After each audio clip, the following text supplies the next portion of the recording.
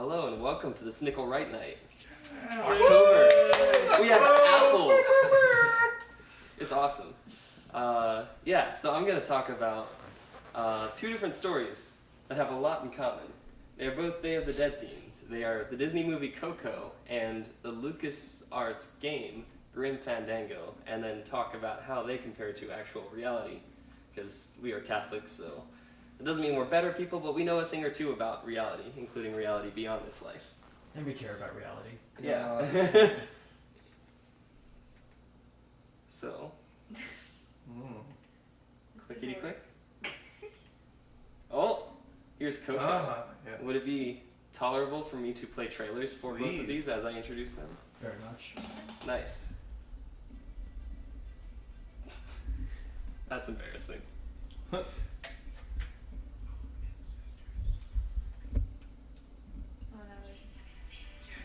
To see family and friends, but no living person has ever visited their world. Oh no.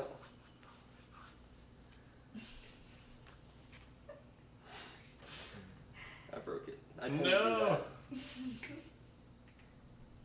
Alright. Until now. But I broke it with reason. All right, who's in there? I'm sorry. What's going on? Dante, wait up! You gotta stay with me, boy. We don't know where we are.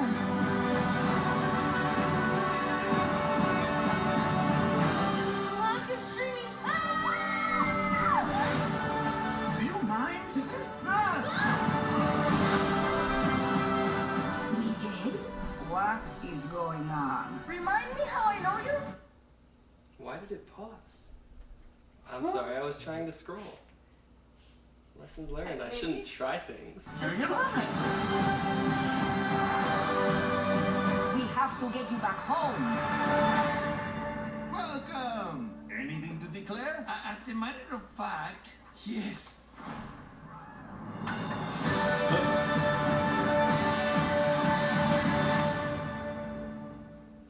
That's a really good movie. So yeah, famous Disney movie. Pixar movie. Really.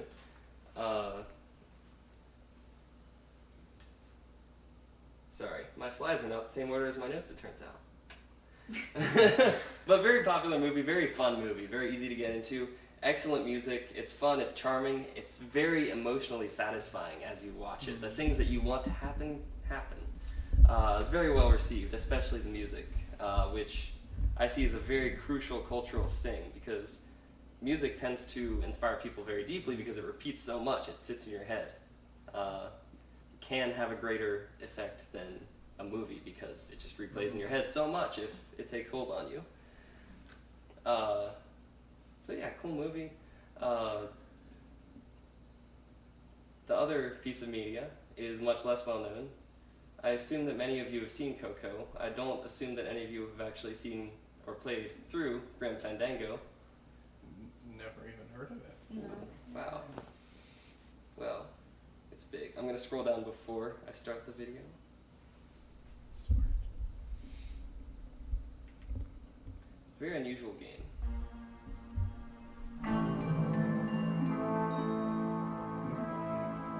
From 1998.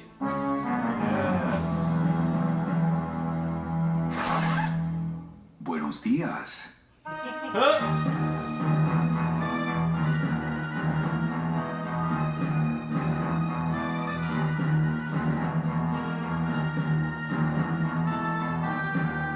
Back when 3D Everybody was a here is selling just as point. dead as you. That's why we call it the land of the dead. Manny, what are you doing here? I wanted to see how your trip was going, Angel. I am your travel agent, you know.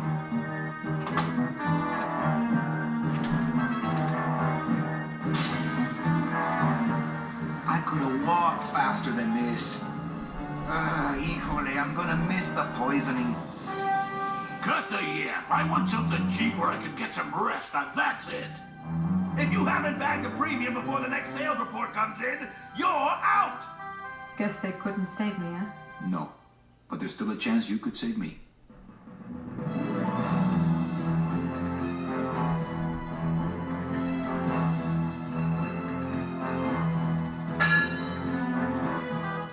I was once a reaper like yourself, Manuel. But I uncovered a web of corruption in our beloved Department of Death. Hector, no! Looks like I got one of your boys down here in the mall. Tell me, Manny, would I have had a chance?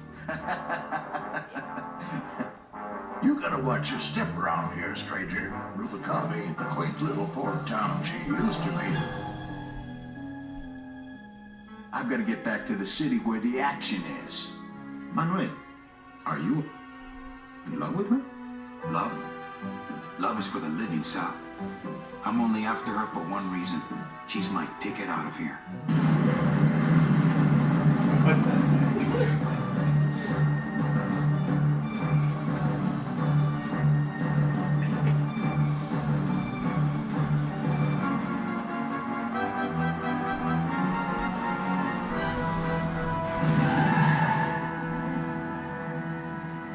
Ah!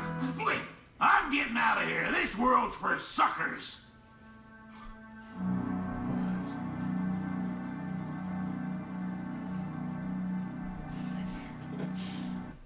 That looks so fun to play. That is like 22 years old. There was a glitch. Try again in a few seconds.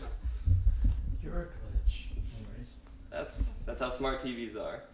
Anyway, yeah, so these games, excuse me, Grim Fandango, as you may have picked up, because everything was completely obvious through that trailer, right? It is let's see. It's a game that people tend to either really love or just not have much of a strong opinion on. It is very unusual. The art is very 90s. There's some trends that you don't see today too much that do turn some people off. Interestingly enough, Grim Fandango actually helped kill the genre of adventure games, like point-and-click adventure games, as a very popular game. Like back in the day, you had real-time strategy games and shooter games and platformers and adventure games like this that were all kind of equally high. However, some of those genres continued to grow in popularity. Adventure games kind of stagnated. They stopped growing so much.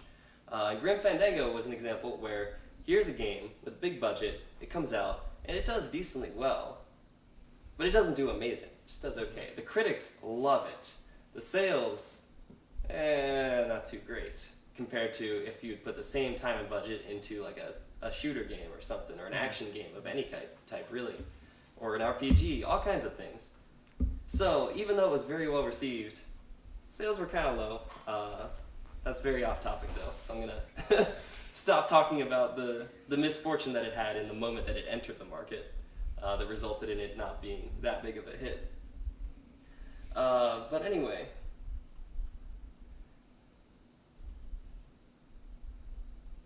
we are going to talk about death, and both of these pieces of media are kind of all about death. So, despite the fact that one of them is a lighthearted family movie, the other one is a more, not like inappropriate kind of adult, but more adult-oriented, more mature, complicated story, they really do have a lot in common. And I mean, the most obvious being that both of them are centered on a journey across the afterlife, the land of the dead, and they both have similar interpretations of it. The theme and art is actually both inspired by like the Mexican tradition of the Day of the Dead, Dia de los Muertos, and the plot is centered around fixing an injustice that is taking place in the land of the dead. So, the main character, while they are not necessarily a bad person, goes into this whole thing just seeking something better for themselves. That's their whole goal, and both of them are full of skeletons and plot twists, as well as a bunch of minor similarities that are probably, I don't know, probably not too important, not worth mentioning, but there's a lot in common. However, when talking about death, we are Catholics, so here we go. Death is a huge theme in both, As Catholics, ideally, we don't really fear death. No. What happens after you die? Anybody?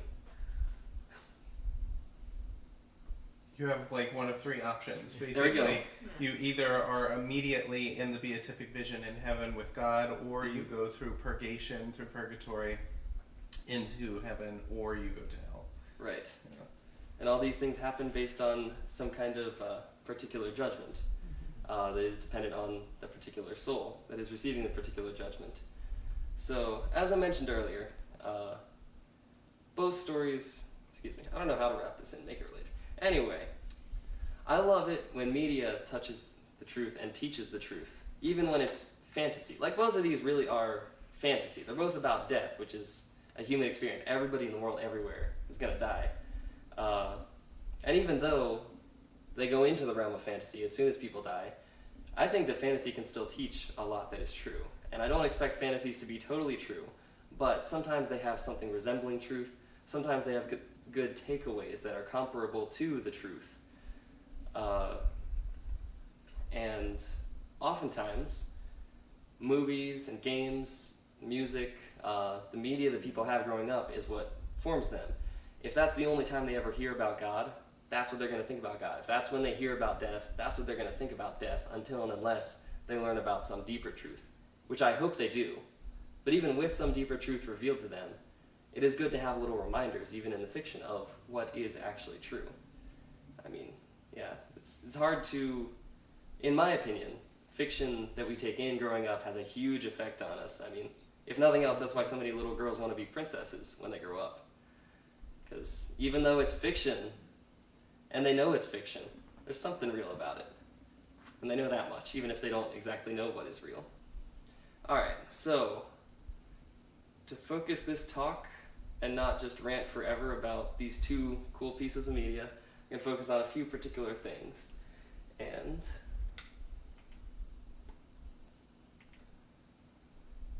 if we can advance, the first of those things is death and judgment. And so, as you said, well, as we mentioned, once you die, you receive your particular judgment. So, in Coco, when you die, you go through a turnstile and you're accepted into the land of the dead. Now, it's been a while since I've seen the movie. As far as I can tell, pretty much everybody is accepted into the land of the dead. But once you're inside the land of the dead, there's a very, very clear implication that depending on your fame and fortune in your past life, you are given a greater or lesser amount of property, amount of wealth, and essentially material wealth, even though you are dead in the land of the dead. Some end up in lavish mansions, some end up down in the slums with very little to their name. In Grim Fandango, once you die, there is a reaper who comes to you, and that Grim Reaper is actually your travel agent through the land of the dead. So it's a very bureaucratic system, almost mechanical. They type your info into their computer, and they can see, okay, so you spent your time doing this in life and doing that in life. Oh, you read stories to dying children in the hospital? That's a good thing. That's going to reflect well on you. And depending on your life and how you lived your life and your actions, you can get a travel package from this Reaper. And that can be a really great travel package, like the ultimate travel package, the train right here, the number 9 that shoots straight to eternal rest, all the way across the land of the dead. There's some slower options. There's a luxury cruise liner if you're really nice. This other brochure is for a brilliant sports car to enjoy your ride across the land of the dead in style. But some people don't get so lucky. One character shows up very early in the game, and he's not terrible, but just not that great. All he ends up with is the Navigator, which is a walking stick with a compass on top. Nice. So then he doesn't get any of this, he just walks out the door with a walking stick, and he's got to make it across the land of the dead, find his own way to eternal rest, which of course takes a lot longer and has a lot more hardships and risks associated with it. So, yeah, out of those two, I suppose moving back to the idea of Catholicism, the fact that how you live will determine your judgment and how you enter into the next life, definitely comes through in Grim Fandango, but where Coco, on the other hand, seems to take a much more materialistic view on it, where what you have in this life, the fame and fortune you have, they're going to carry over to the next life. And so I see that as kind of a stark error on Coco's end of things. Of course, while Grim Fandango is much more mechanical and bureaucratic than actual Judgment would be, it gives you a much better direction as to what's actually going to happen. So next, let's talk about the Land of the Dead. Beautiful place to be. Of course, as Catholics, we don't fear death.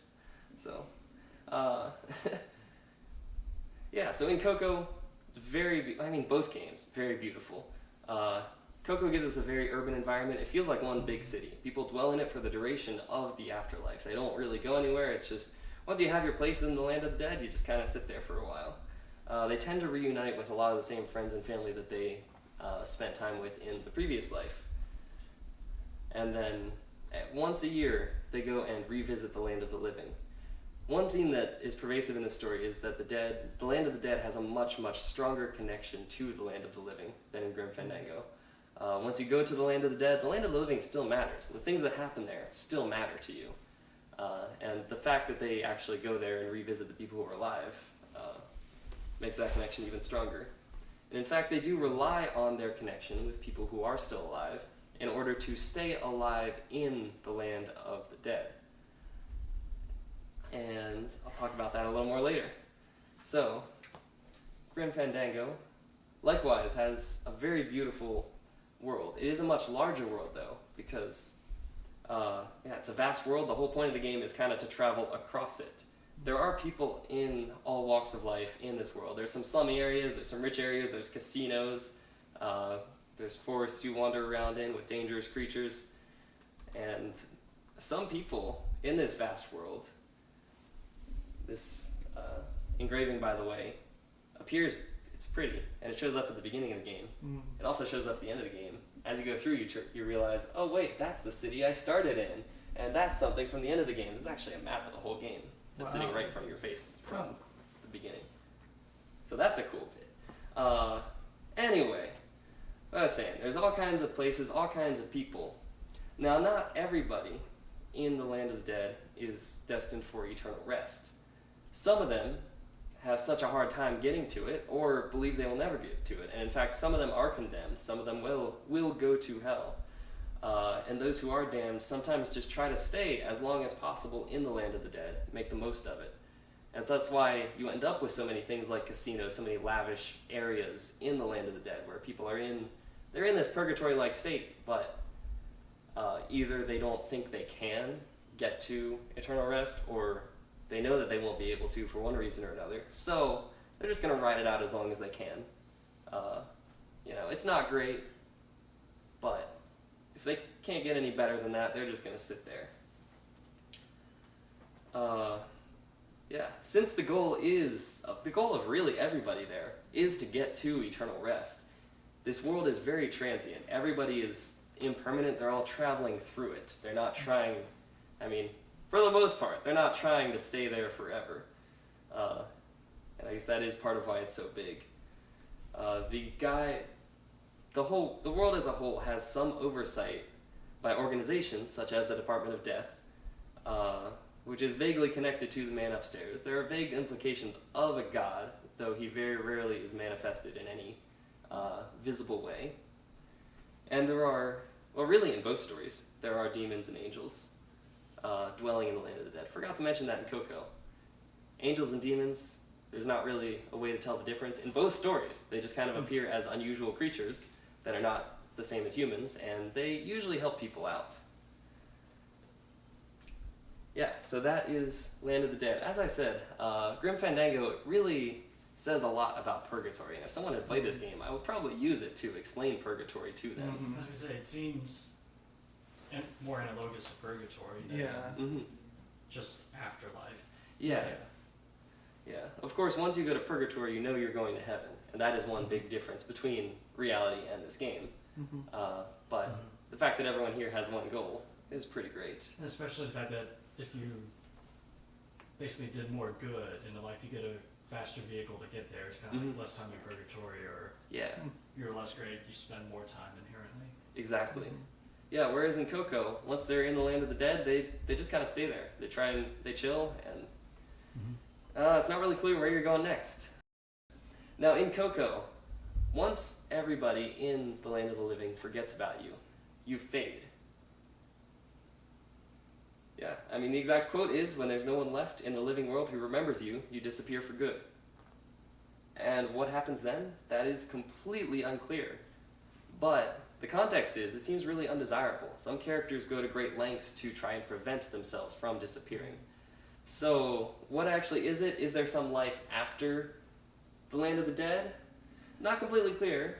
From what they know, it seems to be very undesirable, so I don't know that I would jump to the conclusion that they go to hell necessarily, because everybody just goes there. But it just kind of seems like death, and like a permanent death. Whereas the first death just sends you to the land of the dead. You end up in a life similar to the land of the living, and then you die, and then that's the real death. So, yeah. Let's see. Don't want to get ahead of myself. Yeah, Grim Fandango, there are 3 exits that are shown in the game. And they're not all completely clear as to what they mean. Eternal rest seems to very much refer to heaven. As you get closer to it, things get a little more heavenly. There's a lot of implications. It is a heaven-like place, and that's where the man upstairs is. There is also one point in the game where a lot of people swindle good people out of their train tickets, get on the express train into the land of into eternal rest. Now all these beings appear very rich, and in the land of the dead, they've made all these scuzzy deals to get onto this train to go to eternal rest, which they don't rightfully fully belong in. If they did, they would have gotten a ticket from the Department of Death, as opposed to taking it from somebody who actually deserves it. And in fact, one of the most shocking and dramatic points in this game is as this train that you have just uncovered, all this intrigue, full of people who bought their way into eternal rest, is about to enter through the gates of eternal rest. The track breaks, and then a hole opens up. And this nice-looking train transforms into suddenly this very demonic-looking train, and all the people sitting in their luxury cabins, the area train transforms, and now they are in shackles, chained to this thing, and the train just kind of goes into the hole. Wow. So, yeah, there is some implication. As I said, the man upstairs doesn't come into play very much, but there is some implication that there is some oversight, and if you do something too egregious, then things will be corrected. You can't get into eternal rest any way but the right way.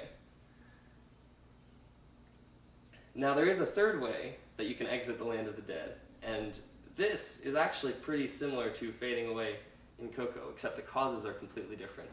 In Grim Fandango, they seem to have these weapons that shoot, I think, darts, and once this dart hits someone, then it starts sprouting flowers, and they call it pushing up flowers.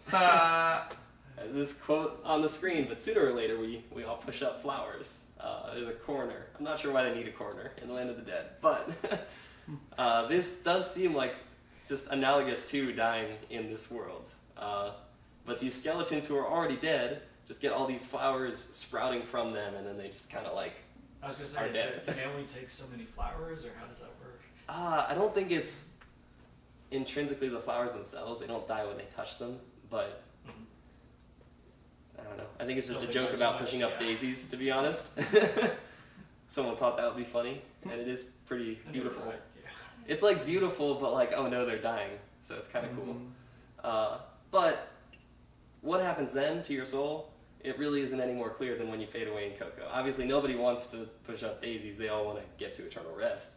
But this is a far cry from the point in the game where souls were actually sent to hell. So, yeah, just kind of uncertain. I would stick that as one of those things in Grim Fandango that doesn't really line up with the truth because it doesn't really make any sense, but it just makes for a cool story.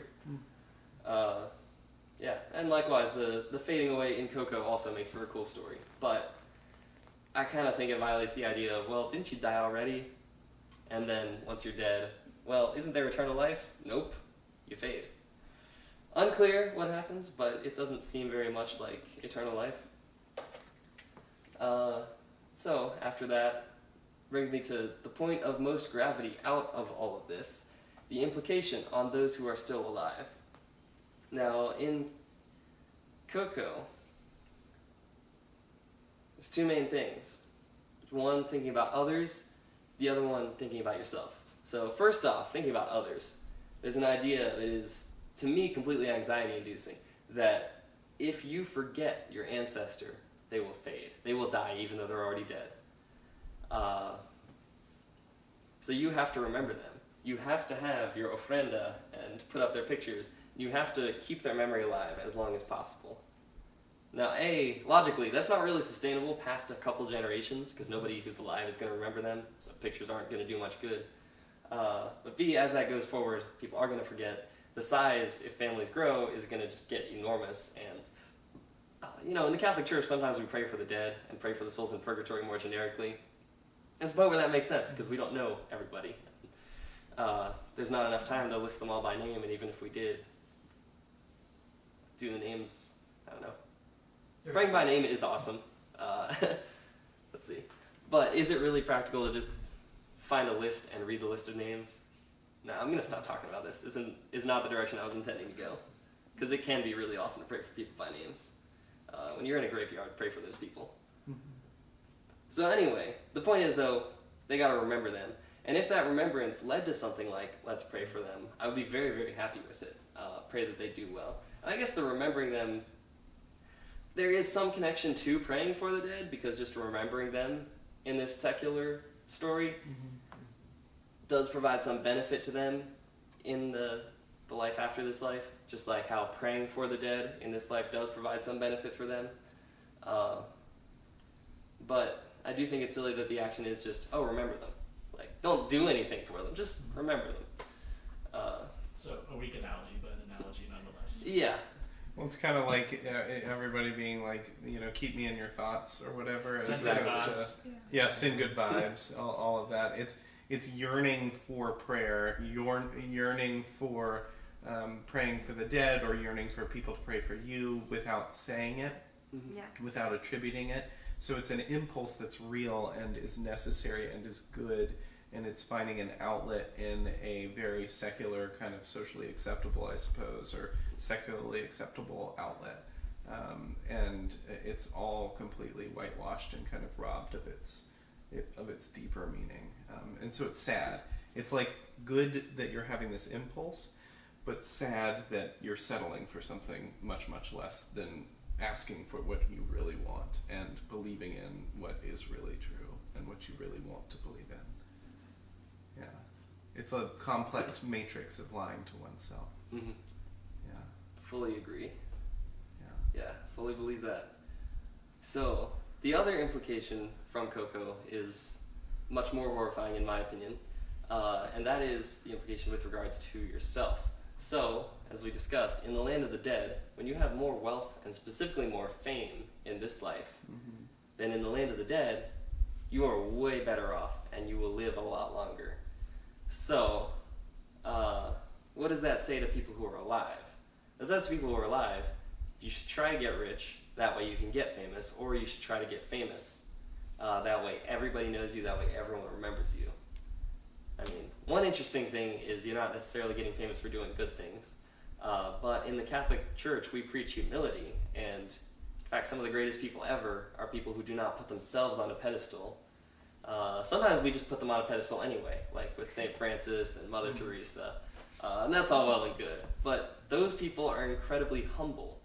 That's why we look up to them as Catholics, because they don't live for themselves. They live for everybody else around them. And that's really the way we should be living. Despite that Coco seems to imply, when you think about it, the exact opposite. Live for yourself. Put yourself on a pedestal. Make yourself known to the whole world. The man who has it better than anybody else in the land of the dead is the man who cheated, who killed his friend, who lied to become the most famous person in the world, using somebody else's stolen work. That's bad stuff. And a lot of people don't think too much about kids' movies sometimes, but I think that is incredibly important. I mean, particularly if you're creating that stuff, you should think about it. But as I said, for a lot of kids, this is going to be their only real taste of, okay, what happens when I die? or one of their main influences of, okay, what should I worry about in the next life? And if they actually think that through, I don't expect this one movie is gonna like single-handedly change someone's life for the worse, but you know, it's understandable because it's very similar to this life.